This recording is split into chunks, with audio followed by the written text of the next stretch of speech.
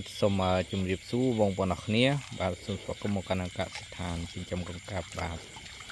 កំពង់ធំបាទបងប្អូនអរគ្នាហ្នឹងហើយបងប្អូនអរគ្នា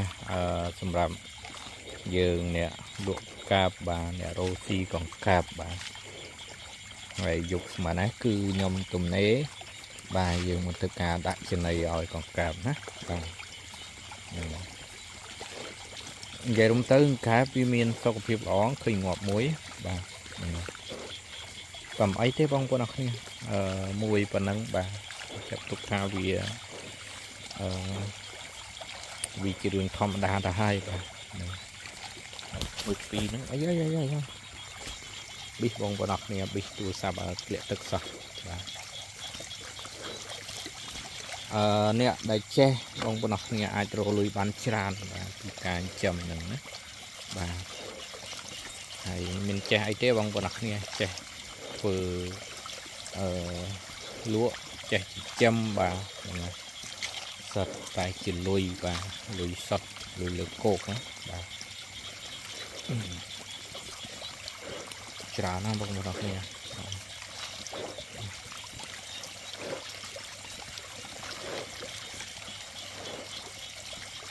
ព្រៀតបាទព្រៀតបាទ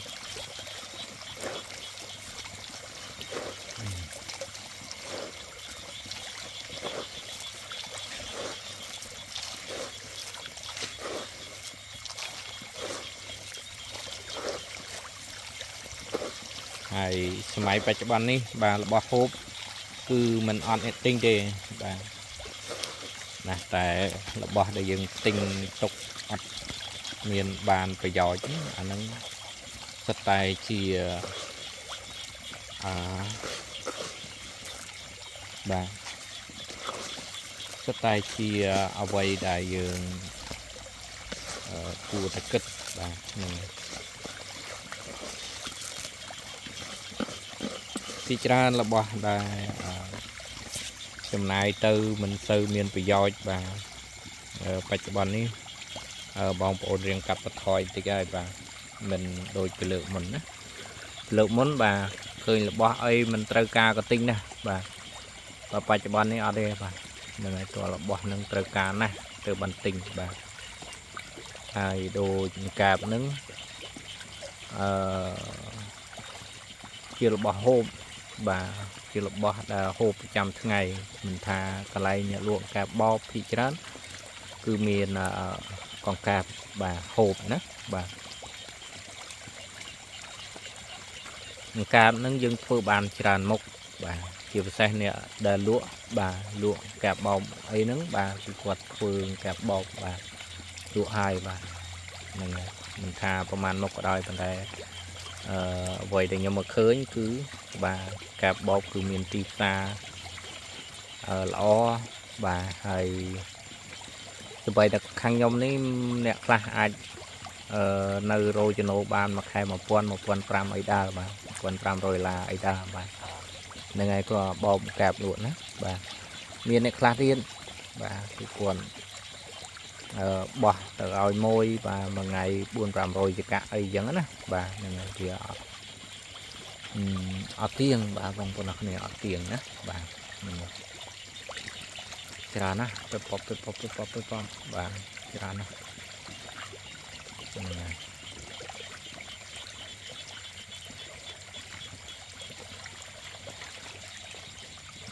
ហើយដូចយើងបច្ចុប្បន្ននេះបងប្អូនអរគ្នា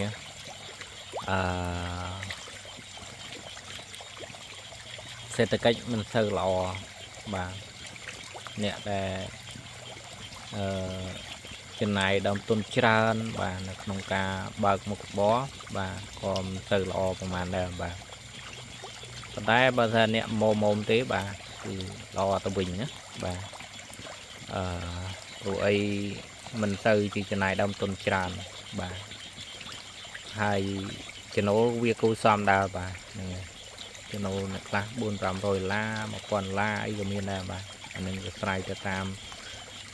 ការខិតខំប្រឹងប្រែងព្យាយាមបាទដូចខ្ញុំនេះគឺខ្ញុំអាចរកបានគួរសមដែរបាទពីការលក់កង្កែបពីការចិញ្ចឹមកង្កែបណា បើថាយ៉ាងអត់ណាគឺខ្ញុំបបលក់ខ្លួនឯងបាទហើយបច្ចុប្បន្ននេះពេញនិយមណាស់រឿងកាប់បបណាបាទហ្នឹងហើយសាប៊ូអ្នកហូបបាទហើយសំខាន់យើងរៀនតែបច្ចេកទេសឲ្យច្បាស់បាទផលិតខ្លួនឯងដូចខ្ញុំណាបាទនេះបងប្អូនអរគ្នាកូនរាប់ម៉ឺនបាទរាប់ម៉ឺនកូនតង់មួយនេះ 5000 ក្បាលណាបងប្អូនអរគ្នាបាទហ្នឹងចឹងវីដេអូហ្នឹងខ្ញុំមានតែប៉ុណ្្នឹងឯងបាទអរគុណច្រើនបាទជំរាបលាបងប្អូនអរគ្នាបាទ